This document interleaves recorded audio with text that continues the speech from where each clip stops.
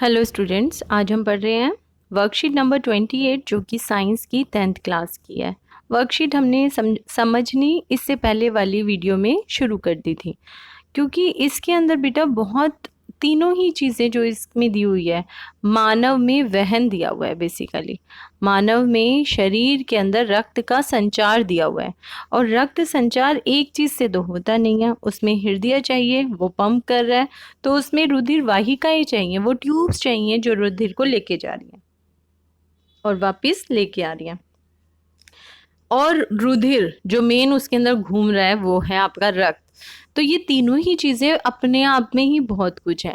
इसीलिए मैंने एक वर्कशीट में आपको, एक वीडियो में आपको ये समझाया कि हृदय कैसा होता है, हृदय का काम क्या होता है, कैसे उसमें रक्त जो है कोशिकाओं तक पहुंचता है और कोशिकाओं से फिर वापस आता है।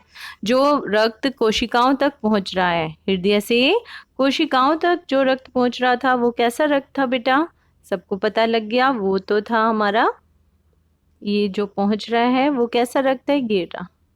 उसे कहते हैं हम साफ रक्त, मतलब ऑक्सीजन युक्त रक्त। जबकि जो वापिस आ रहा है, यहाँ अगर हम केशिकाएं समझ लें, शरीर के अंग समझ लें, यहाँ तक पहुंच रहा था, और जो वापिस आ रहा है उसके अंदर क्या है? कार्बन डाइऑक्साइड ज़्यादा है। तो उस रक्त को हम क्या कहते हैं बेटा? उस रक्त को हम कहते हैं कार्बन डाइऑक्साइड युक्त रक्त, है ना, या अनऑक्सीकृत रक्त। तो ये ट्यूब्स भी अलग अलग होंगी। जो ये लेके जा रही है ऑक्सीजन, उसको हमने नाम दिया धमनी का, और जो लेके आ रही है उसको नाम दिया शिरा का। अच्छा, जब मोटर चलेगी, मान लो ये हमारी मोटर है, जब ये मोटर चल रही है तो रक्त को बहुत जोर से धक्का दे रही होगी ना। इसका मतलब ऊपर से जो प्रेशर आ रहा है वो बहुत तेज आ रहा होगा। अगर इतना तेज प्रेशर आ रहा होगा, रक्त इतनी तेजी से जा रहा होगा, तो क्या होगा? अगर इस पाइप की ट्यूब्स पतली हुई, इसकी भित्ति पतली हुई, तो रक्त निकल जाएगा बाहर, बाहर निकल आएगा ना। इसीलिए ये जो धमनी है, इसकी जो भित्ति है वो मोटी होनी चाहिए, राइट। अब शीरा में नीचे से ऊपर, अब यहाँ तो कोई नीचे तो कुछ पंप बैठा नहीं हुआ, नीचे से ऊपर धीरे धीरे जाएगा। अच्छा, घर में ये पाइप वाला करके देखना, अगर आपके हाथ में पाइप है, उसमें पानी आ रहा है, ठीक है, मोटर वाला नहीं, मोटर वाले में सब बहुत तेज आएगा, चाहे ऊपर कर दो पाइप चाहे नीचे कर दो। नॉर्मल टंकी वाला पाइप भी यूज करके देख लेना। अगर हम ऊपर करते हैं पाइप को, नल से लगा लो खोलकर और ऊपर करोगे, तो प्रेशर कम हो जाएगा ना कम, और इवन वापस भी जाने लग जाएगा अगर आपने कम प्रेशर कर दिया तो। धीरे धीरे पाइप में से नीचे नीचे नीचे उसकी डायरेक्शन हो जाएगी। जैसे पाइप को आपने ऐसे पकड़ा हुआ होगा, तो यहाँ आपने नल चला रखा होगा, तो क्या होगा? नल के अंदर से पानी आ तो रहा होगा, और जैसे ही धीरे धीरे जब करोगे आप नल, तो उसमें से पानी जा तो रहा होगा, लेकिन धीरे धीरे जाना शुरू करेगा, ठीक है। तो ऐसे अगर धीरे धीरे जाएगा, इसका मतलब इसको तो ज़रूरत नहीं है ना मोटी भित्ति की, इसीलिए जो शिराएं हैं बेटा, उनकी जो भित्ति है वो पतली होगी, होगी ना। अच्छा, अब पानी ऊपर से नीचे आ रहा था, बहुत तेजी से आ रहा था, ऊपर से नीचे। यहाँ तो पानी की बात नहीं, हम रक्त की बात करें, समझा रही हूँ तुम्हें पानी से, ठीक है। अगर रक्त आ रहा है बहुत तेजी से, तो वो वापस तो जाएगा नहीं ना, इसमें वॉल्व की तो ज़रूरत नहीं है। वॉल्व क्या है? वॉल्व वैसे खुले रहते हैं, और जब पूरा नीचे का भर जाता है तो ये बंद हो जाते हैं, ऊपर जाने नहीं देते वापस। तो इसमें ज़रूरत है कि ऊपर जा सकता है? नहीं जा सकता, प्रेशर से आ रहा है रक्त, तो ऊपर तो चढ़ेगा ही नहीं। लेकिन जो शिराएं हैं वो एक तो पतली हैं, लेकिन इनकी भित्ति भी पतली है, तो यहाँ पर धीरे धीरे बिना प्रेशर के आना ना, बहुत कम प्रेशर है इसके अंदर, तो रक्त उल्टा बैक मार सकता है ना, ऊपर चढ़ते चढ़ते वापस आ जाए। इसीलिए इसमें क्या होंगे बेटा? वॉल्व होंगे। वेरी गुड, इसमें क्या लगे होंगे? वॉल्व लगे हुए होंगे। ठीक है, इतनी बात समझ आ गई? बस जिसको ये समझ आ गई उसको समझो धमनी और शिराओं के सारे ही डिफरेंस याद हो गए। देखो, सबसे पहले धमनी में यह वितरण वाहिकाएं हैं, ऊपर से नीचे ला रही हैं, रक्त को वितरण कर रही हैं। नंबर 2, इसमें ऑक्सीजनित रुधिर को हृदय से शरीर के अंगों तक ले जाया जाता है। धमनी की भित्ति मोटी व लचीली होती है, ठीक है, क्योंकि उच्च दाब से रक्त निकलता है। इसमें वॉल्व नहीं होते हैं, यह सतही नहीं होती, मतलब हम जो ऊपर ऊपर देखते हैं ना, अपने हाथ को आगे करो, नीले रंग की जो नसें दिख रही हैं आपको दिखाई दे रही हैं। हाँ, ये जो है ये धमनी नहीं है, ये ऊतकों के नीचे पाई जाती है। राइट। अब बात करते हैं शिरा की। शिरा का काम क्या है? शिरा शरीर के अंगों से रक्त को वापस लेके आ रही है। ये शरीर के अंग है, इनको वापस लेके आ रही है कहाँ तक? हार्ट तक लेके जा रही है। ठीक है, तो ये है इकट्ठी करने वाली, इसीलिए इसे कहते हैं संग्रहण वाहिका। क्या बोलते हैं? संग्रहण वाहिका। इसमें कैसा रक्त आ रहा है? वी ऑक्सीजनित। इसमें ऑक्सीजनित था, ये वी ऑक्सीजनित है, ऑक्सीजन रहित। ठीक है, विभिन्न अंगों से हृदय तक लेके जाती है। इस शिरा की भित्ति कम मोटी और कम लचीली होती है। अब रुधिर को एक ही दिशा में प्रवाहित करने के लिए इसमें क्या होंगे? वॉल्व होंगे। राइट, इसमें क्या लगे होते हैं बेटा? वॉल्व लगे होते हैं, कहीं वो बैक ना मार जाए। और ये सतह पर होती है, मतलब हमारे हाथों में, हमारे पैरों में जो ये नसें दिख रही हैं, ये क्या है? हरे नीले रंग की, ये सब शिराएं हैं। राइट। चलिए केशिकाएं की बात करते हैं। अब केशिकाएं क्या होती हैं? जो हमने कहा ये है आपका धमनी और ये है मान लो शिरा। ठीक, ये जहाँ इकट्ठी हो रही हैं, हर कोशिकाओं तक पहुँच रही है, यहाँ पतली पतली केशिकाएं होती हैं बेटा। अभी बताते हैं केशिकाएं हैं क्या, जिनसे कोशिकाओं के पास से ये रक्त इकट्ठा करती हैं। इन रुधिर वाहिकाओं की एकल कोशिकीय भित्ति होती है। केशिकाएं आपस में मिलकर शिराएं बनाती हैं, जो रुधिर को अंगों या ऊतकों से दूर ले जाती हैं। ठीक है, ये रुधिर की वाहिकाएं हैं, बहुत पतली पतली भित्ति की होती है, इतनी पतली, बहुत पतली, इसीलिए इनको बोलते हैं केशिकाएं। ठीक, और ये पतली पतली, इंग्लिश में कैपिलरीज बोला जाता है इनको बेटा। ये आपस में मिलकर, ये इतनी पतली होती हैं कि आपस में मिलकर फिर शिरा बनाती हैं, मोटी, जितनी हमें नीली हरी सी ये दिखाई दे रही हैं, ऐसी बनाती हैं। ठीक है, जो रुधिर को अंगों या ऊतकों से दूर ले जाती हैं। अब बात करते हैं रुधिर की। रुधिर मतलब रक्त। 9th क्लास में भी हमने पढ़ा था। इसके अवयव कौन कौन से होते हैं बेटा? हमें पता है रुधिर के 4 अवयव हैं। 4 अवयव में 3 तो है ठोस, ठीक है, और 1 2 3 तो है ठोस और 1 है लिक्विड मतलब प्लाज्मा। ठीक, जिसके अंदर ये हमें रक्त लिक्विड गीला नजर आता है। गीला किसकी वजह से है? प्लाज्मा की वजह से। ठीक है, ये पीले रंग का तरल माध्यम है जिसमें रुधिर कोशिकाएं निलंबित होती है।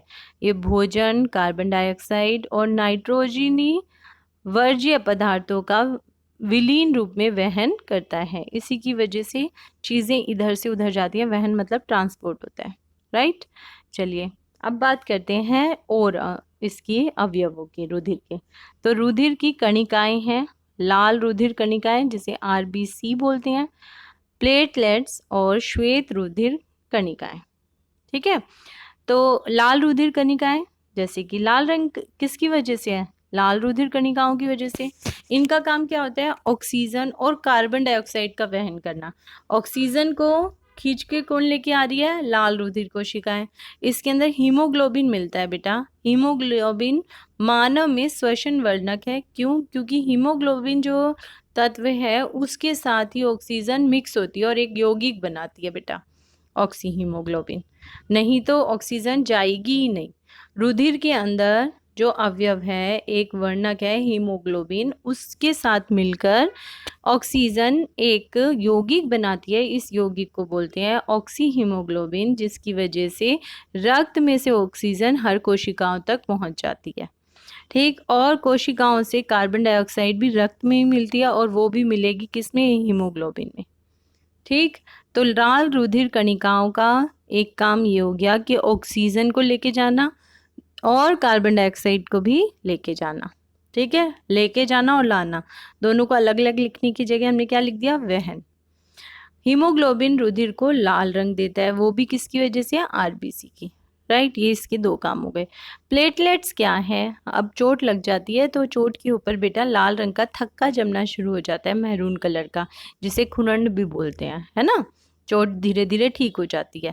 तो ये किसकी वजह से होती है बेटा? ये है प्लेटलेट्स की वजह से। तो ये रुधिर का थक्का बनाने में सहायक है। अगली है श्वेत रुधिर कणिकाएं, जिसे WBC बोला जाता है। शरीर को रोग मुक्त करने में ये सहायता करती हैं। ये हमारे शरीर की प्रतिरोधकता क्षमता को बढ़ाती हैं। ठीक, चलिए मैं आपको इसका एक चित्र दिखाना चाहती हूँ।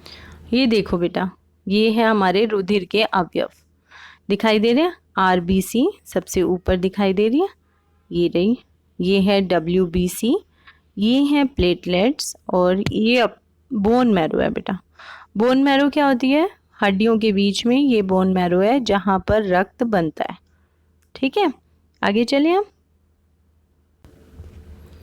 अब बात आती है लसिका की। लसिका क्या है? ये एक उत्तक तरल है जो रुधिर कोशिकाओं से निकलकर अंतर कोशिकीय अवकाश में आ जाता है। ये चित्र है ना, इस चित्र में ऊपर की तरफ देखो, चित्र थोड़ा अनक्लियर है एक्चुअली में। वर्कशीट बहुत अच्छी है लेकिन इस बार इसका चित्र थोड़ा कम समझ में आ रहा है बेटा।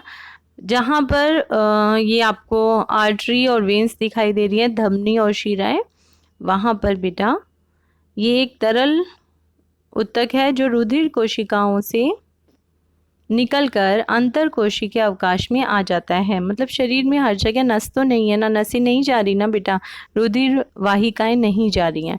जहाँ रुधिर वाहिकाएं नहीं जा रही हैं, खाली जगह होगी ना, तो वहाँ पर ये रुधिर कोशिकाओं से निकलकर बाहर आ जाता है खाली जगह पे जहाँ पे नसें नहीं है।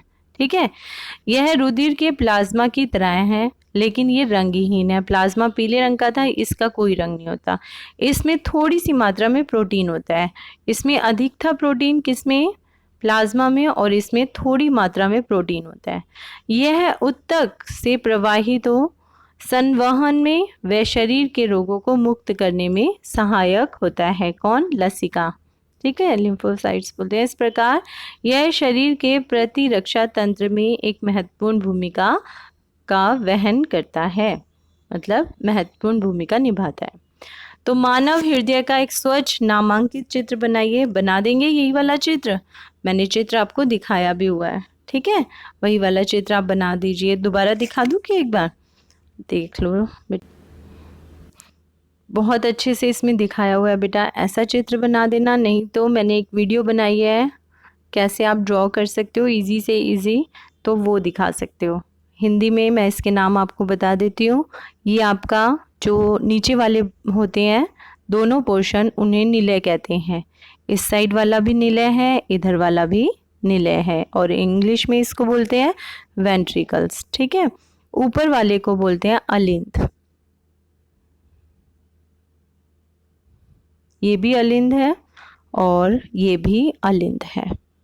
Right, okay. अब ये वाला हमारा वैसे ये है राइट, लेकिन ये होगा बायां अलिंद, ये बायां निलय। नाम याद करते जा रहे हो ना साथ साथ। ये दायां अलिंद और ये दायां निलय। राइट, ठीक है।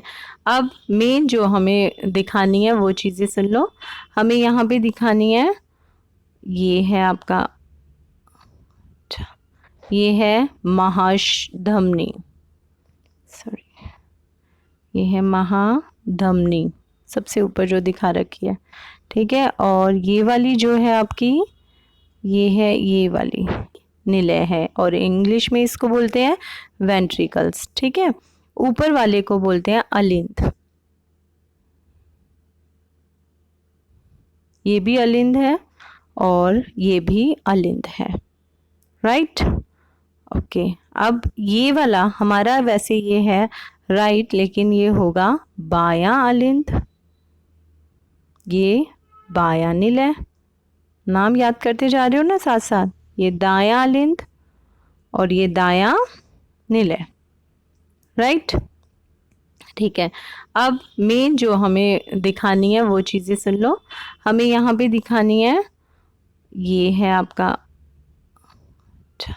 ये है महाधमनी, सॉरी, ये है महाधमनी सबसे ऊपर जो दिखा रखी है।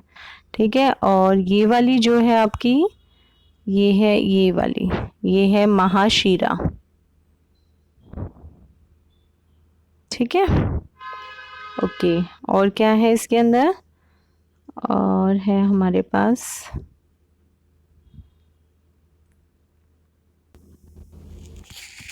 तो हमारे पास क्या क्या हो गया बेटा, ये देखो आपने, ये क्लियर हो गया। आगे देखते हैं हम अगला क्वेश्चन।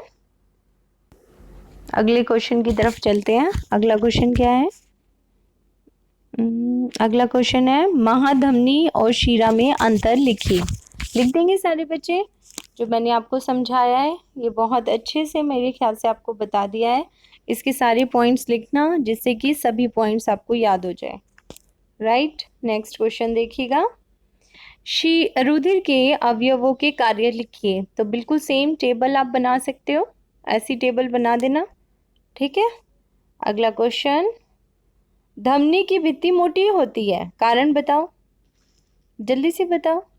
हाँ, धमनी की भित्ति मोटी होती है क्योंकि रक्त बहुत अधिक प्रेशर से हृदय से सभी कोशिकाओं में जाता है, इसीलिए धमनी की भित्ति मोटी होती है। अगला, शिराओं में वॉल्व होते हैं। शिराओं में रक्त केशिकाओं से कम दाब से केशिकाओं में से कम दाब पर हृदय की ओर जाता है, इसीलिए उसमें वॉल्व होता है जिससे कि रक्त वापस ना चला जाए, एक ही दिशा में चलता रहे। राइट, तो और चाहो तो आंसर इसमें से भी लिख सकते हो बेटा। देखो इसमें दिया हुआ है पहले का कारण, ये दिया हुआ है क्योंकि हृदय से रुधिर उच्च दाब से निकलता है। दूसरे का कारण भी दिया हुआ है, एक ही दिशा में प्रवाहित करने के लिए वॉल्व होते हैं। आप चाहो तो अपने शब्दों में लिखो, चाहो तो इसमें से लिख लेना। राइट, नेक्स्ट क्वेश्चन है लसिका क्या है? तो लसिका क्या है? ये एक तरल उत्तक है जो कि रुधिर केशिकाओं से निकलकर अंतर कोशिकीय अवकाश में आ जाता है। ये रुधिर के प्लाज्मा की तरह है लेकिन रंगहीन है और इसमें अल्प मात्रा में प्रोटीन होते हैं। यह उत्तक से प्रवाहित होकर संवहन में व शरीर के को रोग मुक्त करने में सहायक होता है। यहाँ तक कर लीजिएगा। राइट, थैंक यू बच्चों, थैंक यू फॉर वॉचिंग। आगे क्या करना है हमें चैनल को सब्सक्राइब करना है। ओके, अगर कोई क्वेरीज हो तो आप कमेंट बॉक्स में लिख सकते हैं। मेरे ख्याल से आपको बता दिया है। इसके सारे पॉइंट्स लिखना जिससे कि सभी पॉइंट्स आपको, ये है आपका, ये है महाधमनी, सॉरी, ये है महाधमनी सबसे ऊपर जो दिखा रखी है, ठीक है। और ये वाली जो है आपकी, ये है ये वाली, ये है महाशिरा, ठीक है। ओके, और क्या है इसके अंदर? और है हमारे पास